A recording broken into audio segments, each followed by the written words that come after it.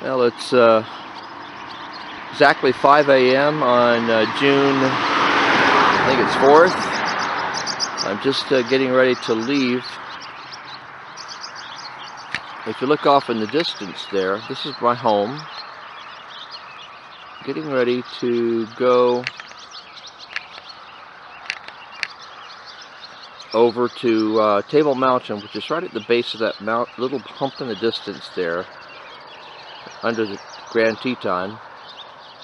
Today I'm just going to go do a day hike and see if I can get to the top of Table Mountain, or just go as far as I can get. Just beginning to get sunrise over the mountains here. Beautiful.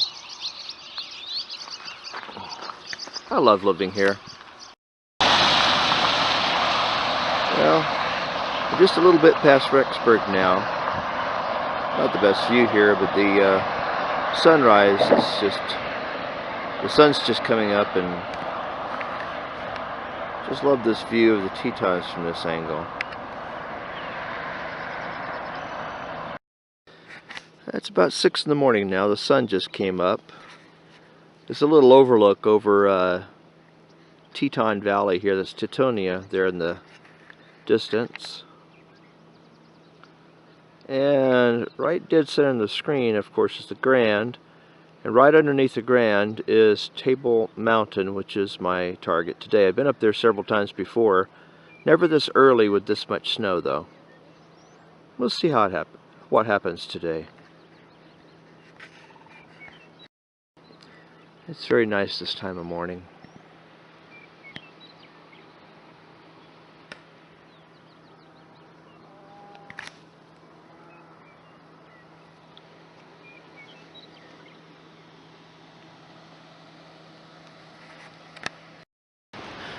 Well, I'm still getting a slow start at 7 a.m. I'm here at the trailhead for Table Mountain.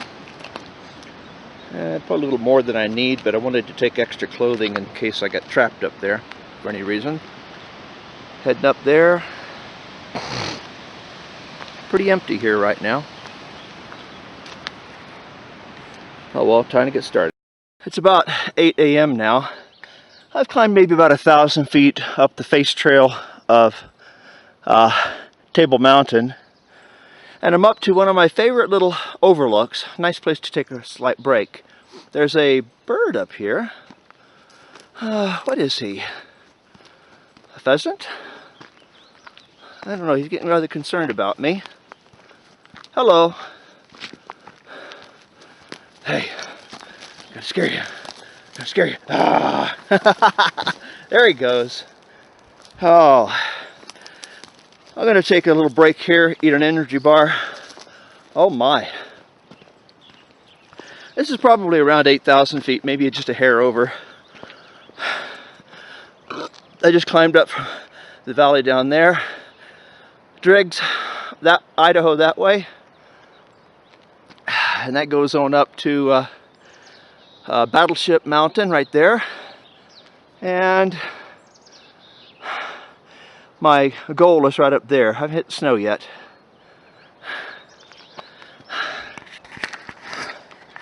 But it's going to be a really good day. A friend of mine, acquaintance I guess at work, just posted last night that he got to the top of Mount Rainier a day or so ago. I'm so jealous. I got to go back to Mount Rainier next year. Right now I don't think I'm in as good a shape as I need to be to do that. But next year I can be. And one of the reasons I canceled my trip to Rainier this August was because I spent all the money on a trip to Texas. All the money I had put away for Mount Rainier got spent in February, making sure my entire family got to Texas for a wedding. That's okay. It was well worth it. But next year, Rainier. But right now, oh, absolutely gorgeous. Worth every step. Oh well, take a break, eat an energy bar, do another 1,000 feet. Well, it's about 9 o'clock now, and I am just under 9,000 feet. looking down into Driggs, Idaho. It's almost time to put the snowshoes on.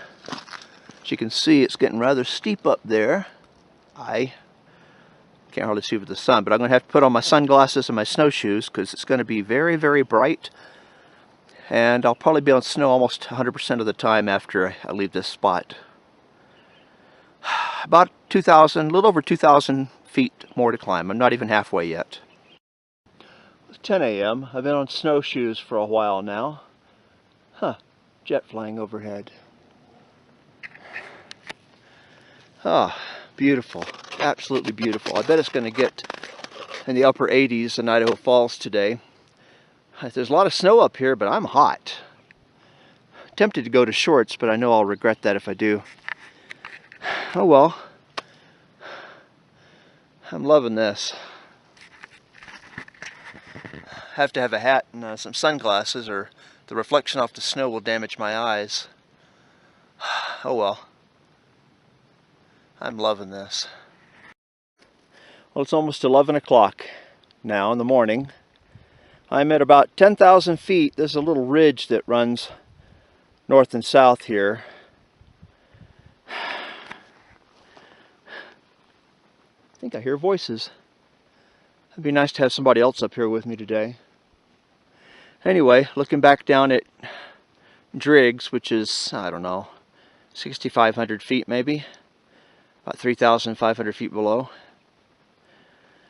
I still have to go, unfortunately, down a little bit over there, avoiding those cornices that could fall, and then up that ridge right there, staying away from this left-hand edge where it could avalanche, and going right to Table Mountain and the top of the screen there.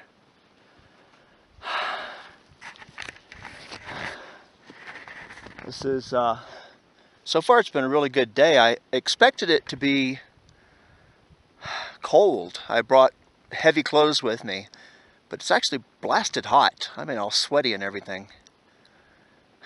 It's kind of weird to be sweating very badly while snowshoeing. For this old Florida boy, this is just something totally different. It's like being on another planet.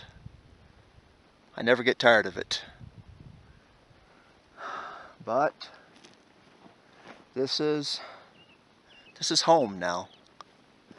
It always will be. I do want to go back to Florida, but the Rocky Mountains is now my home. I'll never leave. Well, it's now 12 noon, and I'm at about 10,400 feet. I've got about 700 feet of climbing more to do. So far, the weather's been good to me. I'll be watching those clouds over there in case any storms roll in. I'll have to get out of here in a hurry. There's my target. About another 700, maybe 750 feet more climbing. I just need to stay away from that edge over there because there's an edge on the cliff right over there that could easily fall. It's got a cornice that could easily break off. Anyway, I'm not exactly climbing at the 1,000 feet an hour I wanted to, but I am still climbing. Haven't seen a soul up here. Absolutely no one. I'm totally alone on this mountain. If I get myself in trouble, it'll be entirely up to me to get out of here. Unless I wanted to spend $5,000 to $10,000 and call the cavalry in with my transmitter. I don't think I want to do that.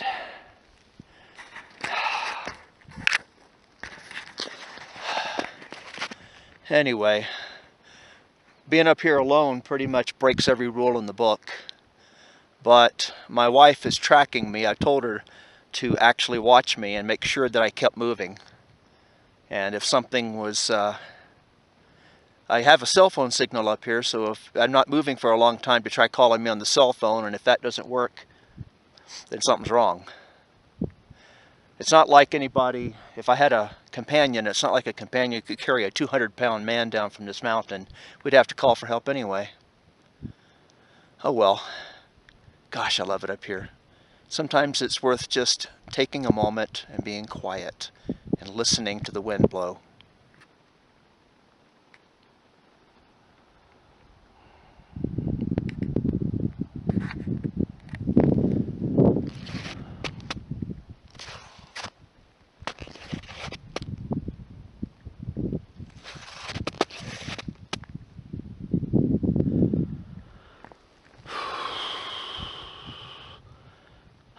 Alright, time to start getting moving again. Whew. Well, here we are. It's about 1:30 on June 4th, 2016. And I'm on the top of Table Mountain, 11,106 feet. Woo! Yeah! It ain't no Mount Rainier, but I tell you, for a fat old man, it's a gift from God to be able to be up here. Oh, look at the old Grand. There's Cascade Canyon. There's Hurricane Pass.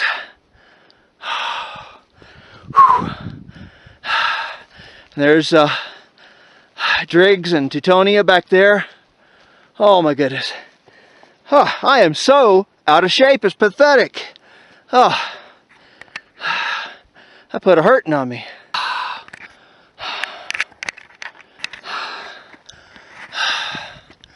Well, here I am all by myself. I haven't seen a living soul anywhere up here, so to the best of my knowledge, there's nobody on Table Mountain today except me. Kind of nice to be alone. Well, unless something bad happens. Anyway, I'm going to get me a little something to eat and drink, and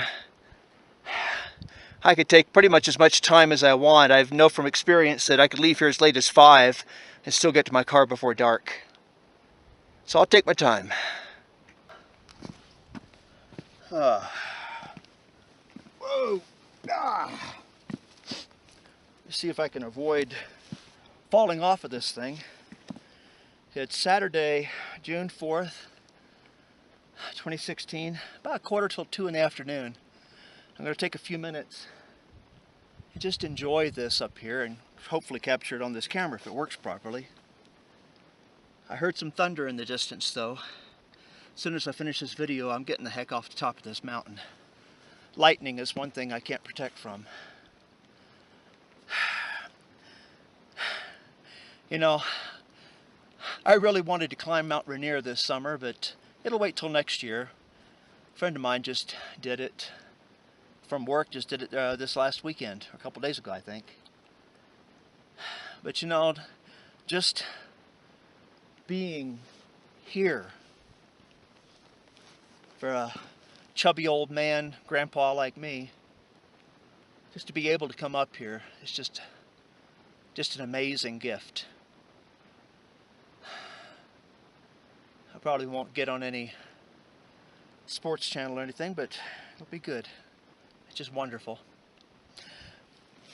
When I'm out hiking like this, I don't I specifically don't listen to any pop music or anything. I just let my mind wander. And today, the moment I left the car, I've had a song from Joseph and the Amazing Technicolor Dreamcoat in my mind all morning. I mean, constantly for the last like 5 hours. And the song is Close Any Door, or no. Anyway, it's where Joseph is a prisoner in Egypt, and he's in jail, lost his family, slave, and he's singing this song. But while I was hiking today, I keep seeing over and over again the song, but not in Egypt over 3,000 years ago, but I see a young pioneer boy, young man, on the banks of the Mississippi River, looking back across the river to the east to Nauvoo, standing by his wife and newborn son's grave as he's waiting for the wagon train to pull out. And he breaks into this particular song. That's the scene that I see, not Egypt. And that scene has come through my mind over and over and over again for the last 5 hours. Of about a 20-year-old man, maybe 1844, standing by his young wife's grave who died in childbirth, and the child died too, and he's heading to the west with no family at all, having lost everything. I don't know what, it was such a strong impression that I think it means something. I think I'm supposed to do something with it. But I don't know what it is yet. Anyway, that's just me. Leave it up to me to get a song stuck in my head and think it's inspiration, but somehow I think it is. Anyway, my sister told me a story, she put it on Facebook a couple of days ago, that I'd never heard before. When I was 6 years old, she was driving up to Indiana, and I think she might have been in like Kentucky before the interstates were put in. That would have been 1966. And she says that she fell asleep at the wheel, and when she woke up, the car was on the edge of a cliff, had been stopped, and she has no idea how it stopped. She credits it to divine intervention. I was 6 years old.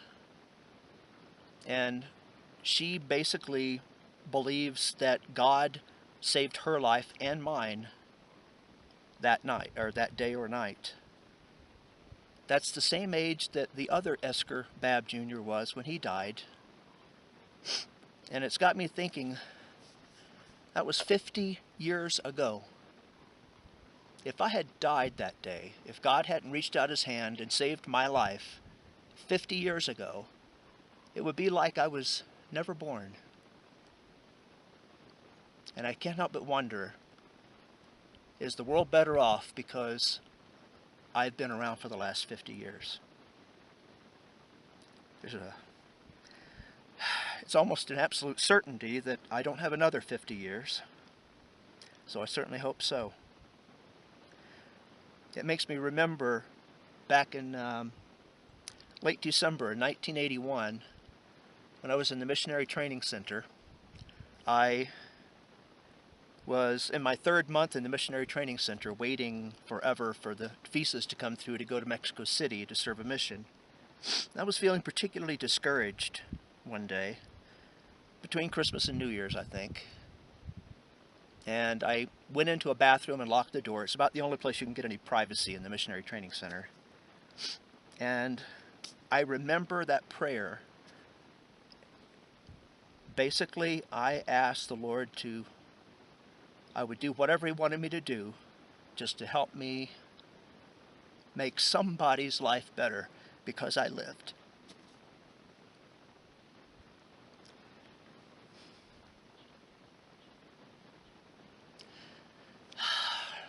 Sometimes it's very therapeutic to be alone. Today's a good day. And I'm alive, and God lives. And here's his art gallery. It's time for me to get off of this thing before that thunderstorm gets here. God lives.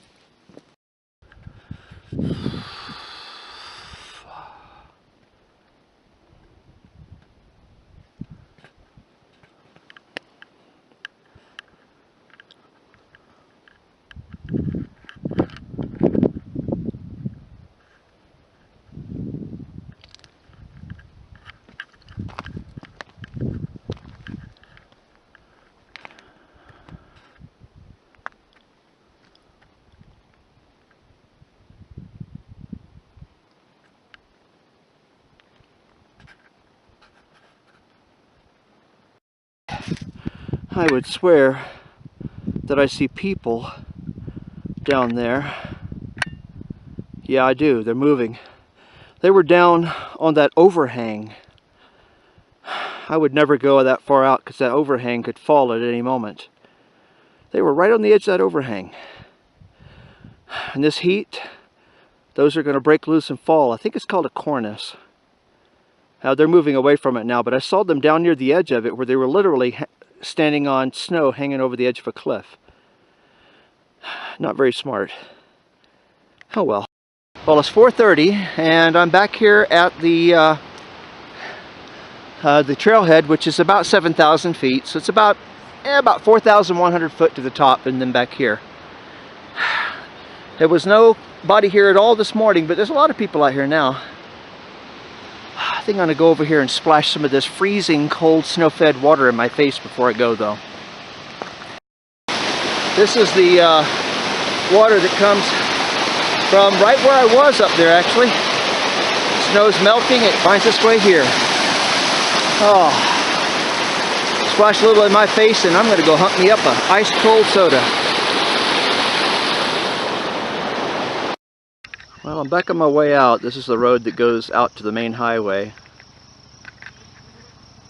And that's what it looks like right in the center of the screen is where I was at the top of the mountain. Oh well. Well, one last look back at the Tetons before I say goodbye to them for a couple of weeks probably. It's been a really good day. The Table Mountain where I was today is right dead center in the screen right there. Basically just under the Grand, which is partially covered by clouds. Anyway, this is looking over the city of Teutonia with Driggs off to our right.